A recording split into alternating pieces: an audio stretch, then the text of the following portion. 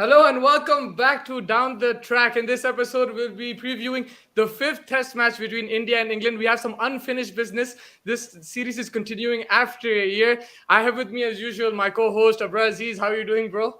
I'm good, man. I'm good. Looking forward to this one. Yeah, for sure. And we have a very special guest making an appearance after a year as well on the show. The superstar, the multi talented Oh, sports presenter from ESPN Cricket Info, Alexis Nunes. How are you doing? heck, oh, good to be back. I can't believe it's been a year. What? In a year. Shame on me. Let's not wait so long again. We have too much to talk about. We have For sure, we have a lot to talk about, and let's start off with there's a word going on in the cricketing world right now. It's called baseball. So I need to get your initial thoughts on baseball and the way England are playing the cricket because. They were down and out. It looked like the series was going to be 3-1 last year, but it's a completely different team. It's a new era, if you like, and two different captains. But this England team looks completely different, a different beast altogether. So, your initial thoughts on baseball and Captain Ben Stokes? I mean, honestly, it's so funny because obviously as a West Indian supporter, I'm gonna put my hands up and say I genuinely was celebrating this downfall of English cricket. I mean, the fact that they could come to the Caribbean and we could beat them is something so sweet, especially. I mean, let's be honest, every cricket fan will tell you that at the end of the day, all we want to do is beat England, unless you're England, and sometimes in the last couple of, I suppose tours, it looked like England almost beat themselves. But then it got to a point where I think genuine worry set in, because put it this way, I mean, I was raised on test cricket. My dad always raised me on test cricket. I'm sure you guys are the same. And one of the greatest test battles, if not we know is the Ashes. It's the one that kind of started it all. And we all look forward to the Ashes for a massively heated, competitive series. And when this last Ashes seemed like it wasn't even competitive, it kind of like jolted me a bit, and I was genuinely worried, not just for this England team or this England setup, but just for, I suppose, the future of Test cricket on a whole. Because if you're wondering if one of the marquee series that represents Test cricket, because I always used to have a friend that always told me, he was a lot older than me, so massive cricket fan growing up in the West Indies. That West Indies, we ended up falling in love with the shorter formats of cricket more so than Test now. And we would watch the West Indies play Test cricket, and I'd be like, oh God, this is not a good advertisement for Test cricket. And he would always say, wait for the Ashes to roll around. And I would sit down and I'd watch the Ashes, and we would always be like, this is why we love cricket. It was amazing to see. And this time around, when I last watched it and you saw England's struggles, I was like, uh-oh, we're in danger here for the sport that at the end of the day we just all love. And I was wondering where they're gonna go. Like, that was the thing. Where is it gonna go? Because it's like everyone wants the normal English way, the way things have been done in the past, and then you're gonna bring in, a Ben Stokes, who people still remind him that he's born in New Zealand. Yeah. And then you bring in another Kiwi in Baz McCullum, who honestly, like, if we compare managerial positions and stuff, to the football world, which, we're going on now, you tend to want, when things go wrong, the person you want to steady your ship is usually an experienced manager with, time and time again, he has proven that he knows what to do in these situations. You're not really going to go for a young manager that's still kind of getting their feet wet. I mean, Osmus and I, how we felt about Ole Gunnar Solskjaer as well.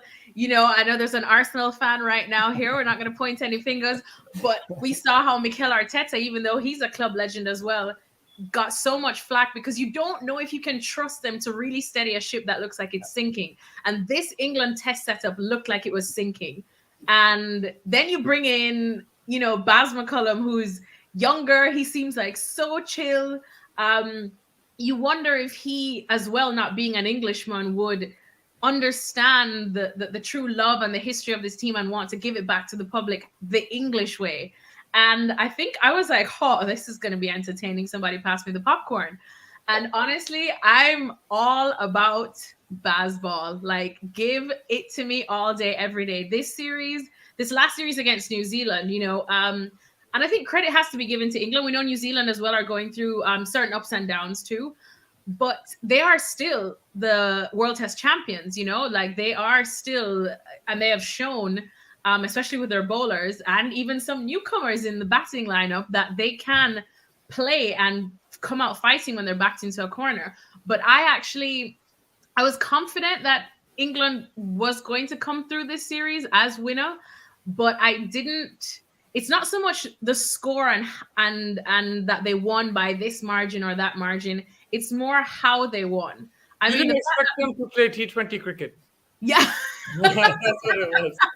Exactly. But it's amazing because, for example, from the last, if you compare it to the West Indies series, albeit thankful, and I was thanking all the gods out there, but I was genuinely surprised that they actually had, and I'm going to say this word, the audacity to not bring Stuart Broad and Jimmy Anderson. I mean, as a West Indian, I was celebrating because I said this England team that has so many questions surrounding them, if there's two people that will know what to do no matter what, it's Jimmy Anderson and Stuart Broad. Mm-hmm. And I think I'm tired of this talk about their age because they've gotten better with age. Like, these are two people that, I mean, why wouldn't you take them? Would you every time? I mean, I would take them on the West Indies. Like, are you kidding me? It's like, I would much rather a 39-year-old Jimmy Anderson than no Jimmy Anderson at all. Yeah. I would much rather a 36-year-old Stuart Broad than no Stuart Broad at all, because that they're just two experienced players that are, it's crazy because they almost play like they're still in their prime, and maybe they are. Maybe they are those like freaks of nature that we talk about, like a Usain Bolt, like a Sachin Tendulkar, like a Lionel Messi, like a Cristiano Ronaldo, that age really is nothing but a number when you talk to them. I was surprised that they did that, and I just love that. As soon as Ben Stokes was announced as captain, and they just asked him the question. The reporter, I think, didn't even finish the question. He's like, by the way, what about Jimmy? And then he just said, no, yeah, 100%. Jimmy's back in, Stuart's back in. Like 100%. And I know that Jimmy Anderson as well spoke, and he said that it was everyone was trying to ask him, because you as a senior player, you're coming in with this new guy, new captain, but everyone I think obviously is quite familiar with Ben Stokes. And he was talking about how, he doesn't give these big speeches, and other England captains are known for big speeches, like rally the guys back up, kind of Braveheart-esque, Lord of the Rings, let's go out into battle. But Ben Stokes was like, right, guys, so you know what to do? Let's do it. and Jimmy was just like, as someone that he knows what to do, are you going to tell Stuart Broad and Jimmy Anderson what to do? Like, hey, guys, so just get your line and your lengths, right? Obviously. But they were kind of like, right, I love that. And he was like, it's kind of just that mood, that trust, that respect that he gave to everyone, no matter how experienced they were, or how, we obviously saw some young ones come into the squad as well. He just kind of let them know that he trusts them to do the job. And I think that just immediately put the squad in a completely different, calming mood. And I think that showed throughout this New Zealand series. No, 100%. Also, in the penultimate day of that test match, I think they had to go 7 runs and over. So Ben Stokes was calculating the run rate, and he's like, yeah, let's go for it. And they thought he was joking, but he's like, no, we're going to go for it. Then McCullum had to calm him down. So that's the... Yeah, I think it was Baz McCullum that afterwards said that the night before they were calculating it. And even Baz too, like, we talk about Ben Stokes and how he has that kind of calm, chill, I suppose, demeanor as a captain. But then Brendan McCullum comes in, and he's even asking him, giving him respect as the new captain, and said, look, what do you want to do? Even though he's obviously the coach. And Ben Stokes said, we're going to chase it down. And Baz was like, okay. And Ben was like, yeah, I think we can. Yeah. And then boom, so said, so done. And I think it's just so much like, I always say, like, obviously now living here in England, you understand that they do like to get really pessimistic about these things, about their sports. And it's funny because obviously Gareth Southgate in football gets criticized all the time for being too safe, playing too safe, having, I always say it's like having, a Maserati, a Ferrari, and a Lamborghini in your garage with the lineup that he has, and then deciding to go play a minivan.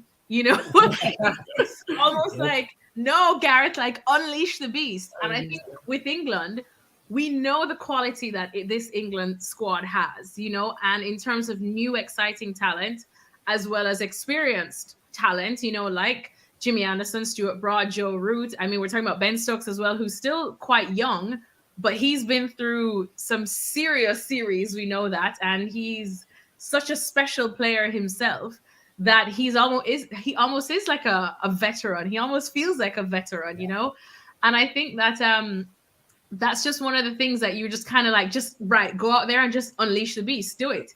And I love how Ben Stokes is like, yeah, go on then, let's unleash it. And that's exactly what they did. And I think they almost even proved that point to themselves. And this has been the most exciting era, I think, of England cricket I've seen in a while. Wow. As a fan. Wow. Don. I think one of the important aspects of this new age England team has been Johnny Bairstow. You know, no one expected that kind of an innings. So, you know, Joe Root, we've seen him over the past year score century after century. You know, he's been fantastic. But I think Johnny Bairstow has added this. We've seen him in the past as well, but I think this is a completely different kind of, like you talked about, unleashing the beast. I think that is specifically seen more so in Johnny. So your thoughts on Root and Johnny kind of taking this batting lineup to another level? I mean, Johnny Bairstow, oh my days. I knew he had it in him. We know he's a special player, but this series, oh my days. I think he's gone up to another level now. I mean, it's just, I really can't even find the words. I think that second test when he did the century, and I found out I had gone out because I was actually working women's football, getting prepared for the women's Euro that's coming up. And I remember one of my producers texted me and he said, "You'll never guess how many balls it took Johnny Bairstow to make a century." And when I had a look at our app just to see it, and I was like, is this a joke in a test match? Like, what is he doing? You know, it's like, I don't even know how to describe it. Like, to have the sheer audacity and cojones, as we say in Spanish, to go after, to make a test innings like that. I mean, that's something that honestly we see a lot in the West Indies. And straight up, it's frowned upon, you know, because, you know, I speak to so many of the West Indies veterans, and I'm talking like Jeff DeJean, you know, Courtney Walsh, etc. And they always say the problem, at least with our batsmen, is that they're too into this white ball cricket culture. Yeah. And when you see that we go down, when you see that you lose your top order quickly, your openers quickly, our safe mode is to go in and just like hell for leather, try get some quick runs, aim for these boundaries. But we know that that's so risky. And when you're trying to build an innings, I'd rather see you on 20 off 110 balls than seeing you just absolutely going for it. Because, you know, it's a matter, you're flirting with danger there. Yeah. But Johnny Bairstow did not care one bit. And he just went after it. And honestly, it was exciting. It was great. I mean, I don't recommend everyone to try it. He should come with like kids don't try this at home. But like kids, if you're just trying to learn the basics of cricket, don't try this at home. Don't let me see your test innings on like 50 off 10 balls.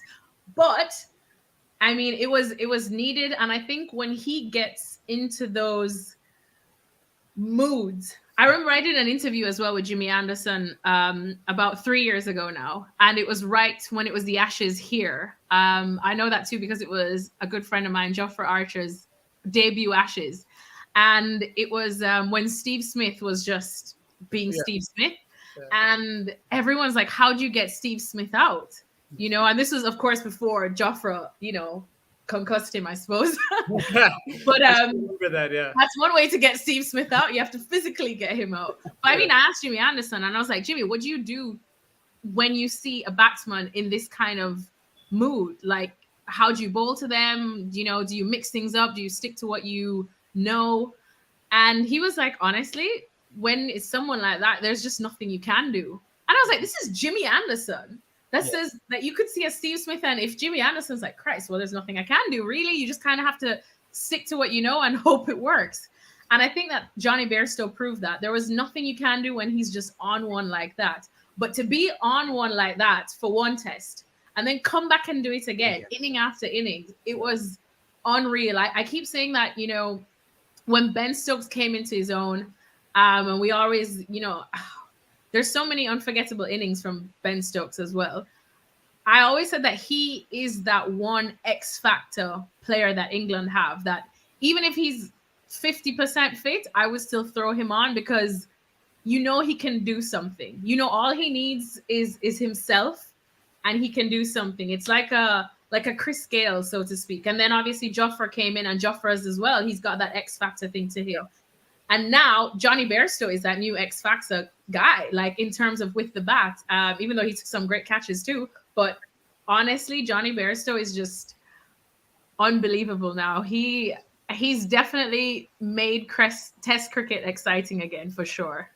100%. And Alexis, India's in town, and I think you can feel it already. You're there in London. When India's in town, it's a different atmosphere, different ball game altogether.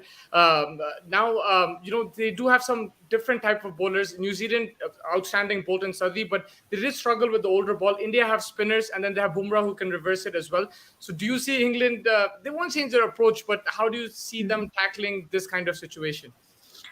This is, I mean, I know, again, with all the respect to New Zealand, but when I saw how England were enjoying this cricket, I did say, let's bring it down a notch because there's another big test coming up next week. And again, we would probably say this is the true test right now. It's a shame that it's a one-off. Obviously, it's unfinished business, but you almost want to be like, guys, just chuck in two more. Just chuck in two more.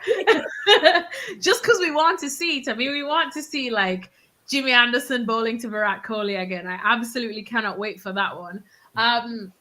But I think this is a true test. I think mentally England are in the best place they can be to face an India. I think that India 100% know and saw and are aware of what England did, and I think they will be wary of that too. I mean, I feel like I'm actually going to day 4. I'm excited. I'm going on Monday because I mean, every time when there's an India game, I think anywhere in the world, you run the risk of it being an away game for your team. Like I say this all the time, India visit the Caribbean and somehow it turns into a home game for India. Yeah. And I know it's going to be like that here because the atmosphere at these games is just honestly amazing. But I think you're right. I think India maybe of course, talking about the spinners, I guess we'll see how the pitches do end up playing, or just the pitch, because I keep hoping that there's going to be at least one more test. But I think India have 1 or 2 more tricks up their sleeves than New Zealand have. We know that specifically. And I think that, like I said, this is going to be the true test for this new England series, for this new England squad, rather, for this Ben Stokes and this Baz McCullum. Do I still feel that England can get through this? Absolutely, because like I said, as people tell you, you have to win it up here first before you win it actually physically. And I think England are mentally in the best place they could possibly be before entering a series. I think they have reignited a trust and faith and love of the game and for these players in the public. And that's a huge, huge thing here because they have definitely copped some serious abuse recently. But I think everybody knows that India are going to be that stern test. And it's for the first time, it's hard for me to even try call this one. Mm-hmm. You want to say that England are favorites because they're home and the conditions and they're just coming off this series and,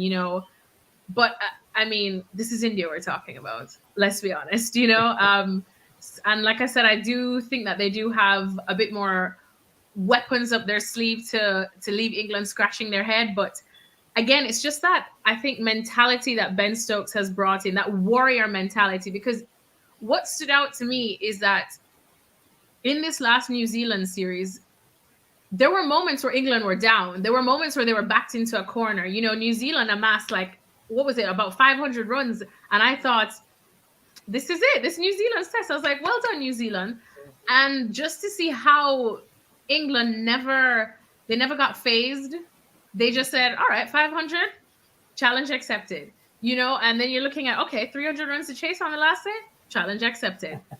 Every time, every challenge that was thrown their way, they rose to it and they went right through it. They weren't backed away. They didn't try to say, maybe we should play for a draw. They said, no, we're going after it. End of story. And I think that that's how they're going to treat this India test as well. I think they're just going to say, yes, we know that India have amazing bowlers. Yes, we know that there's a Bumrah, yeah, who probably salivating at the pitches to get on these pitches for sure. Yes, we know they have some intelligent spinners that could probably leave us scratching our heads as well. But we have those that can bowl a nice spin ball here as well that could probably confuse them. You never know. But I think they're going to say, you know what, bring it on. Let's do it. They're riding that wave, that momentum. And that's why I think India definitely are facing mentally the most perfect England that we've seen in a test setup in a long time. Yeah, I agree 100%. The big news from the Indian camp, obviously, is that Rohit Sharma is going to be missing the game because he contracted COVID. So it's going to be Bumrah is going to lead the Indian side now. So he's a new captain, pressure test match. Do you think that might play in his head a little bit? It's always such a big occasion, and arguably, like we said, two of the best sides coming up against each other. So very, very big game for him to lead the side for the first time.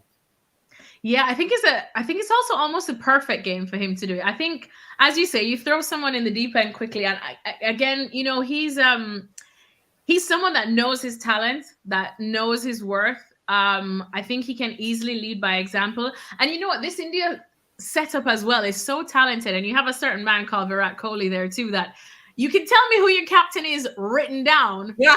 We all know. That's what I want to hear. But we all know. And why not? Because even if I were a captain, I know some people talk about like you talk about whether it's good to have players like this there because they either can influence you to go against what you naturally would go through as captain, or it intimidates you because how do you tell Virat Kohli what to do? Do you know what I mean? But I think Virat is experienced enough to know exactly what to do, to also lead by example, to also have a certain presence in that dressing room that everyone by now is aware of. And I think so does, Jasper as well. Like, he's literally not just a current one of the best cricketers now. I think he could be one of the best that we've ever seen, as well for India. We know exactly how special he is. So I think this is a good game for him. Like we said, it's a one-off, so why not go get your feet wet, see if maybe it's one for the future as well. But it's not as if he's going to be thrown out there up a creek without a paddle. He's got a couple paddles there too. And if one of those paddles' name is Virat Kohli, then I would happily take that paddle, If you can ask someone for any advice or ask for, any tidbits of knowledge, why not? I mean, I think that is something to celebrate, that you have someone like that in your squad, as opposed to look at it as a negative. So I think he'll be just fine. Okay.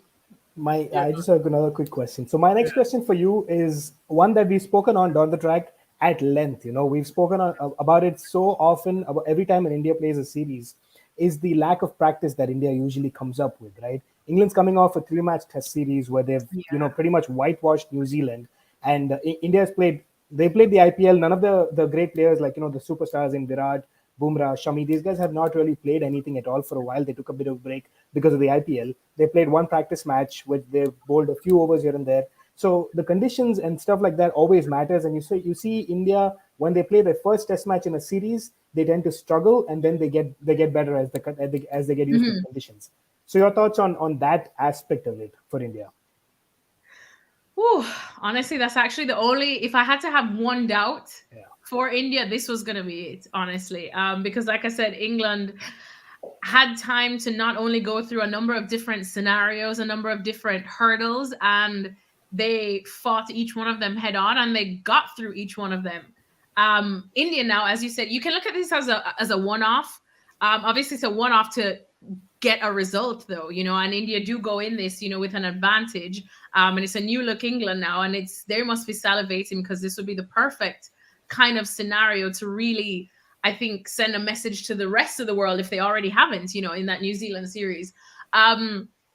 But I still think, this India team as well, the setup, obviously you have certain questions. I mean, nothing's ever perfect. They'll tell you that. But I think it's close-knit enough. I think they know each other well enough. I think to I mean, I would be remiss to say that they weren't ready for this challenge. You know, when you put a lot of these names together, they're so used to playing against each other and with each other in so many different formats as well, including the IPL, that it's not as if we're getting a couple, 10 strangers and Virat Kohli and chucking them out there and say, all right, guys, do something.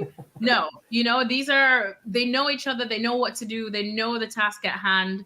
I'm pretty sure they would have been watching this England series quite closely. They did arrive here a bit early to take it in, get the conditions.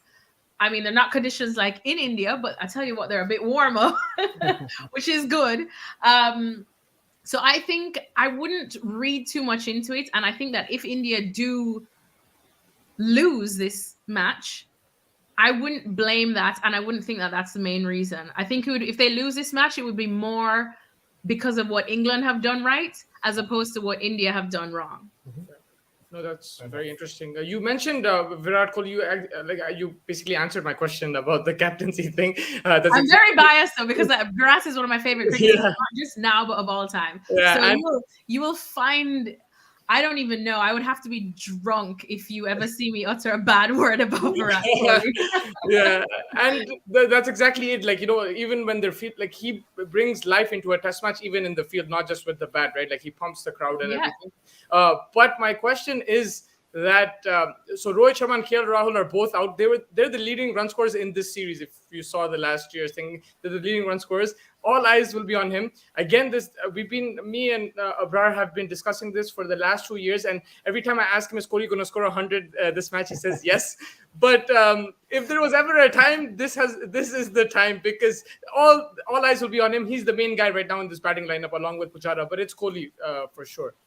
Oh, 100%. And you know what? Like, these situations are situations that Virat thrives in. Yeah. I think. I mean, what I love about, I think he is unlike any other Indian cricketer that we have seen before. I think we know that from before. People asked if he has had behavioral problems when he became captain too. Everyone said, oh, is this the right person to lead us?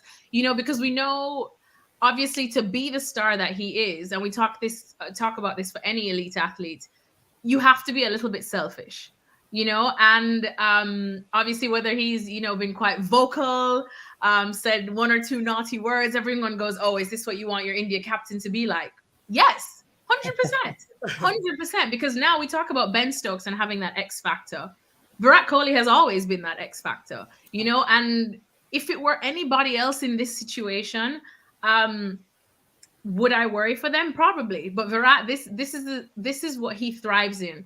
He knows how to choose his moments. One of the things, obviously, being Jamaican, I always say that Usain Bolt knows his moments and chooses his moments and knows when to thrive. Like, he came second, I remember, in our 100-meter trials before the Olympics, his last Olympics in 2016. And everybody was like stressing. Everyone's like, oh God, is this the end of Usain Bolt? Ended up winning the sprint double at the Olympics. He knows his chances. And that is Virat Kohli. He knows when he has to be the man. He knows when he needs to take the team on his back. This is not saying that, of course, he's going to be like Johnny Bairstow centering it every single innings. But I would much rather put down more money betting for him than against him in this series. And I think, like I said, obviously with certain absentees, you would wonder how this could be bad for India. But I think I would worry more. I would rather have all of them. I would worry more if all of them were there and Virat Kohli were out than there was Kohli there and they're out. Like, I still think he's about 3 different batsmen in one. And I mean, he's just that X factor. Let's be honest. He's Virat Kohli. We're talking about, again, not one of the best that's playing right now, probably one of the best we'll ever see, so in the game entirely. So I think this is a moment he thrives in. And I think just the more difficult it gets, I think it could mean that he could probably put out just one of those more special type of innings that we know he's good for. Yeah. And Ronat is saying, I'll just take a comment. He's saying Kohli versus Anderson will be a treat to watch. Final face-off. It might be the final face-off between It might be. Yeah. And I don't know what you guys think, but I think Ben Stokes is going to put 4 slips and 2 gullies as soon as Kohli walks in. I'm not even joking. I think that's what's going to happen. They're going to make him Fetch outside that off stump, and they're gonna make him drive. That's Just it. draw him out Yeah. slightly. Like, come on, Virat, It's bite gonna Virat. happen. It's gonna happen. And one Yeah. more thing I wanted to say that we're gonna miss him speaking to the stump mics as well. Kohli is the only captain I've seen speaking to the stump mic, speaking to the crowd. I Him love with that. Ben Stokes is gonna be insane. It's gonna be a really I good. know. I think Anderson v. Kohli is definitely going to be a good one because I mean, after everything, all the good things that we've said about Virat, which we know, but then obviously, I think in the last year or the last couple of months, I think more and more questions have been asked about Jimmy Anderson, Yeah. and I think he literally has answered every single one of them. Even in just this last series, of course, he missed the last Test match, but the man is on 650 wickets plus. He is the only fast bowler in the top 3 now of all time wicket takers in Tests. He is Jimmy Anderson, and you can give me the same old arguments about, well, English conditions. He always plays in English conditions. Okay, great, but he is in English conditions now, so if that works to his favor, then we're in for quite a juicy battle. And he's obviously been doing a lot of media here. I think that's one great thing about Jimmy. He's never afraid to speak out, and he actually says that this talk about age doesn't really bother him. He's kind of surprised. It's almost like he says people have to remind him how old he is, but he's like, I genuinely don't feel old. And I think that if I'm his opponent, that is one of the scariest things to hear from a Jimmy Anderson that says he does not feel old. He does not feel in pain. He does not feel anything. And for us, for the cricket watchers, for the fans, the lovers of the game, I think that just means we're on for a very juicy series, or at least one off. And for the people who say that, like, he only plays in home conditions, he's won a series in Australia and India, the two of the toughest places. So there you go. Sorry, Exactly. Donna. There you go. No, that's fine. Literally. Yeah, he's as fit as one can get at this point in time, at least where he is in terms of his age and everything. So it's fantastic to see that. Yeah, The and other- I think we even like look at, for example, what's going on with like Jofra Archer as well, and you just realize just what fast bowlers put their body through, and to see nothing really having had plagued Jimmy Anderson quite like that, and the fact that look, he's going to be 40 at the end of next month, and he's still bowling as if he were 25. If not, he's probably gotten better. He's gotten better. He's got more awareness and that kind of stuff. Obviously, I think that's just, the man is a treasure. He's a treasure to the sport, and long may he continue, because he truly makes at least Test cricket as well. Just still for me the most enjoyable form of cricket. Yeah, for sure. Yeah, the other key battle is Root v Bumrah. That is one of the other ones that you want to see, because Root has been in such fantastic form, and Bumrah, like you said, must be licking his lips to get on there. So your thoughts on that battle? Oh my days, man! I think as well, as we just said about this whole England team, and I think it goes for everyone, but I think you're gonna find physically we knew it was probably there, but I think mentally Joe Root in the best state he's been in a long time. Whether it is the whole changing of the captaincy and whether that's contributed to it. Okay, he's not. They've tried to ask him so many times if he just feels like a slight weight's been lifted off his shoulders. He's not really alluded to that, but we have seen an unbelievable Joe Root. And as I keep saying, like, what goes on up here helps so much. Like, we have seen prime Joe Root still, to this day, not just for England, but I think in the world, one of the classiest batsmen you will ever see. And seeing, just some of the shots he dared to play in this series too against New Zealand, and they went off well. You're like, oh my days. The reverse scoop. The reverse scoop, the audacity. And he didn't even flinch after. He was like,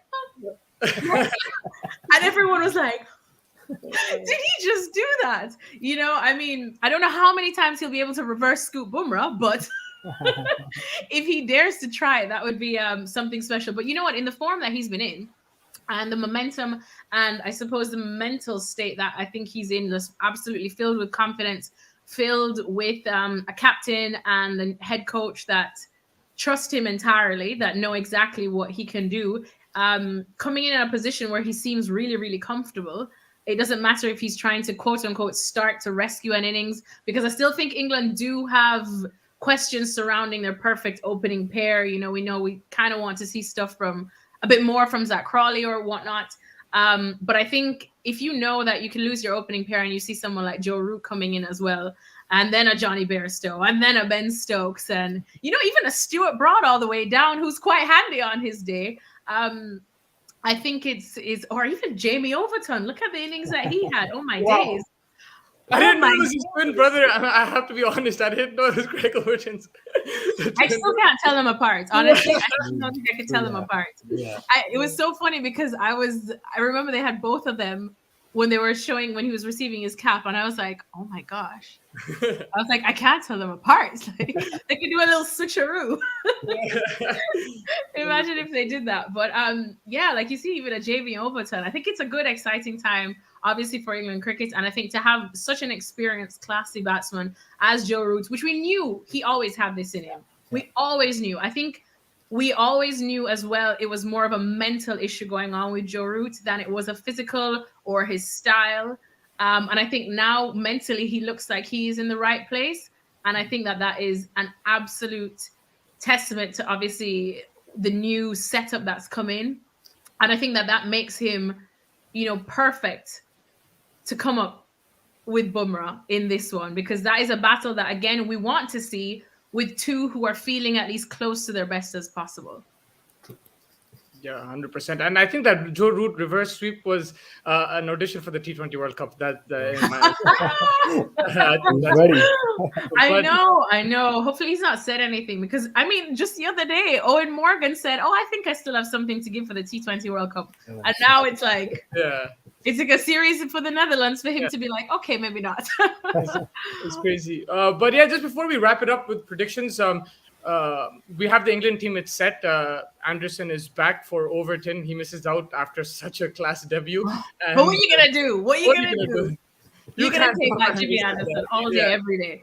Yeah, you can drop Anderson. And Folks is out. He had COVID, so Sam Billings walks in. Brad, I'll come to you about the Indian team. I think there's just one decision. Pujara will probably open. There's two decisions. Who's going to open with Shubman Gill? Might be Pujara. And the other thing is, you go with two spinners, Ashwin and Jadeja, or do you go with Jadeja and Shardul Thakur? Yeah. So the all the reports that I've been reading about have been saying that Pujara will open, and we've seen a lot of them talk about Jaddu and Shardul. Personally, for me, I would play Pujara at 3 because I just feel a little bit more reassuring when Pujara plays at 3. I like Mayank. I think he's a pretty solid opener. So I think Mayank and Gill to open it up. You play Pujara at 3, Virat at 4, play Vihari at 5. Which Shreyas Iyer, for me personally, I'm a little on the fence with him, because I've seen him struggle with the short ball a little bit. We've seen him play. He's been scoring the runs, no doubt about that. But we've seen him struggle with the short ball. So in these kind of conditions, it could be a little bit tricky. So I'd probably want to play a little bit more. Vihari and Pujara are your test specialists, so you give them a chance over there. Then you go with the swashbuckling punt at 6. Personally, I'd go with two spinners. I know that Moeen Ali has come out and said that there might be a little bit of spin in this track as that could be reverse psychology. That could be. But Moeen Ali is a nice guy, so I'm going to trust him there. So he is a very nice guy. Yeah, so I trust him there. So I go with Jaddu and Ash, because Ash is probably the best spinner out there, and in terms of the intelligence that he has, and even if the conditions are not favoring him, he'll find something. He'll find some kind of juice. He'll find some kind of bite in there to help you out there. So, and then I'd go with the fast bowlers of Shami, Siraj, and Bumrah, of course. To finish it off with the fast bowling for me. That's my personal choice. We'll see how it plays out. There's some good choices there, though. Yeah. All I know is we're definitely in for. I want this to start now. I know it starts tomorrow. I can't wait. It's going to be insane. I'll just take a couple comments. Puneet's in the house. Punter is saying, Bairstow, given the license by Baz, has changed everything for him. How should India plan against a free flow player like him? I have the answer to that. You put 3 fielders in the crowd and let them have the ball. But yeah, I honestly, on a serious note, I think it's the in-swinging delivery. If the ball does swing, I think that's the delivery that you watch out for. I think that because that's how Bumrah got him out before as well. Maybe try a different angle around the wicket, try different things, but don't bowl short. I don't think unless you have he will hit you out the park. I think you might see the ball in Canada landing by you because the form that he is in right now and the confidence and the mentality, like I keep saying, it's such a different England team. It's actually, I will go as far as to say it's kind of scary. I'm kind of glad that we as in the West Indies already played them for the year because I would not want to be coming up with this to this England team, that's for sure. 100%. And predictions, I'll just get from you guys the highest scorer, highest wicket taker, and who's going to win. Yes. Oh, these are so hard Who now. wants to go first? You guys go first. Let me have so not who wins. So the score, yeah. Highest scorer, batsman, Highest score, batsman. highest wicket taker, and who's going to win the game? Okay, Yeah. I'll go while Alexis is thinking. Yeah, you go first. So my heart says India, but my head says England. But I'm gonna go with my heart. I'm just gonna go India to win the game. I have been talking of Virat so much over the past 2 years that I've been banned for saying that he's gonna score a century by my friends. So I'm gonna say Pujara is gonna be the highest scorer. Only because I want Virat to score and I've been banned to say it. So down the track, you it don't wanna literally jinx banned it. me. So I don't want to jinx it. So let me say Puji, although you know where my heart is at with that one as well. And then I'm going to go with Jimmy Anderson to take the most wickets. Oh, you took it from me. Took it from I me. love was gonna say Jimmy. Anderson as well. Yeah. I think this is a test that Jimmy Anderson definitely will be salivating for. And I think he just said, I mean, everyone's like asking him, Jimmy, do you think you have it in you to go up to 700, test wickets as well? Because obviously the great Shane Warne is there. He did say that Murali's record may be a bit too much. I don't know if the body has it in it. But Warney's, I don't know, we'll see. But he said, I'll just be happy to get even 2 more wickets. But I think we know Jimmy's good for more than just 2 more wickets. So I'm going to go with Jimmy Anderson as well in this one. And you know what? For my highest score, I'm going to go with Virat because, again, I keep thinking that this is an occasion for him. And I know we've said this before, but this really is an occasion for him to just do what we know Virat does. I mean, when India are backs against in a corner, if there's one person that comes out literally biting, it's Virat. And I think this is that perfect opportunity. It's a one-off. It's a reason for them to kind of treat it as like a final, And I think the stage is set for you, Virat. That's all that needs to be said. The stage is set for you, Virat, if you're watching this. And then I sincerely hope you're right. I know. If not, we're going to catch the I'm surprised you didn't go root, but yeah. I know. I think because my I know heart you're Kohli fan. wants something special. I would have questioned you either way. If you went root, I would say says a Kohli fan. So I would have questioned you either way. So I know. I mean, Joe Root. It's like that thing. My head could say a Joe Root or a Bairstow. Yeah. But my heart saying, Virat, this is your kind of stage. This is what you want. There's nothing more that he loves than silencing anyone that dares to question him. Yeah. And that's what I love about Virat. So the stage is set for him. So I'm just gonna go stick my neck out and say that. As for the winner, though, I am gonna go with England. I am gonna go with them just based on, like I said, this is such a special time. I've never seen an England team in just. I mean, 3 tests can do a lot of lots of things for you, and a whitewash of the World Test champions can do a lot for your confidence. But I think it's more than just these performances. It's not just the scores that we saw. It's just how they went after it. The fact that not just your coach, but your new captain has so much faith in every single one of the players, even in, like we said, a Jamie Overton who was on debut, and that no matter how high the mountain is, they're just like, yeah, go for it. I think that's freed up the team so much. That's kind of taken any restraints that maybe they were tempted to play safe or tempted. Maybe we should just be happy with a draw here.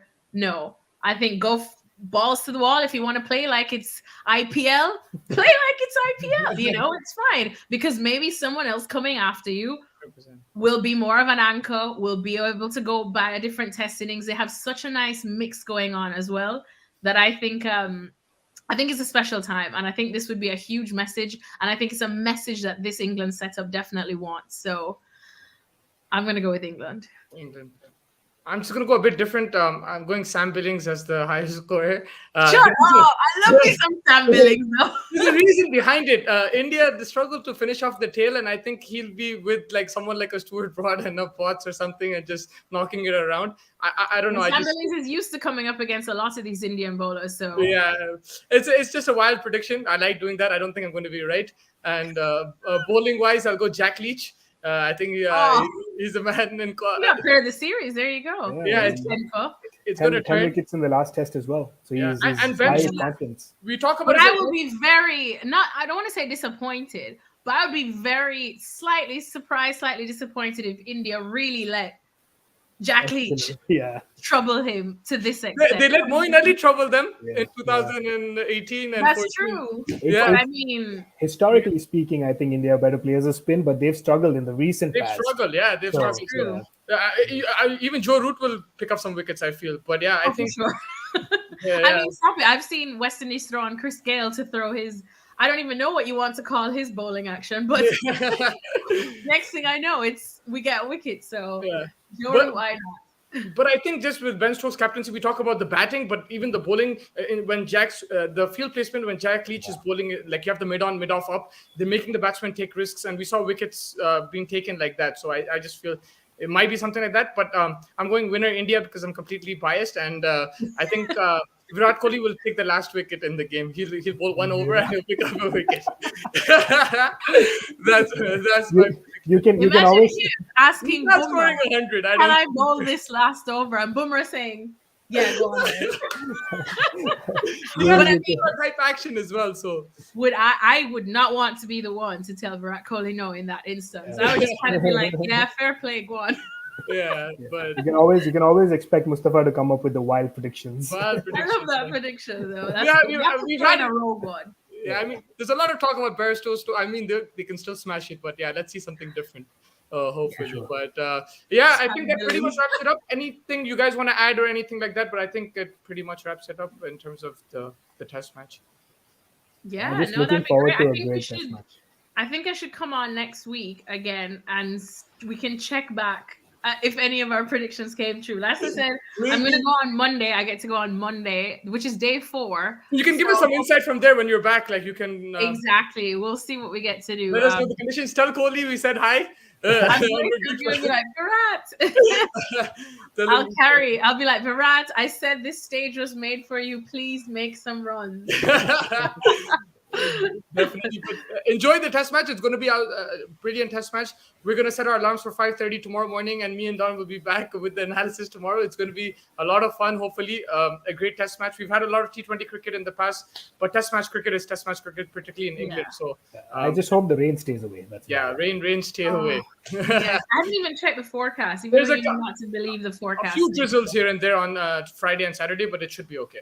It should be okay. I think we should definitely get a result. We're gonna get a result, 100%. We're gonna get a result. I mean, if it makes you feel better, it says it's raining now in London, and I can guarantee it's not. So okay, there you go.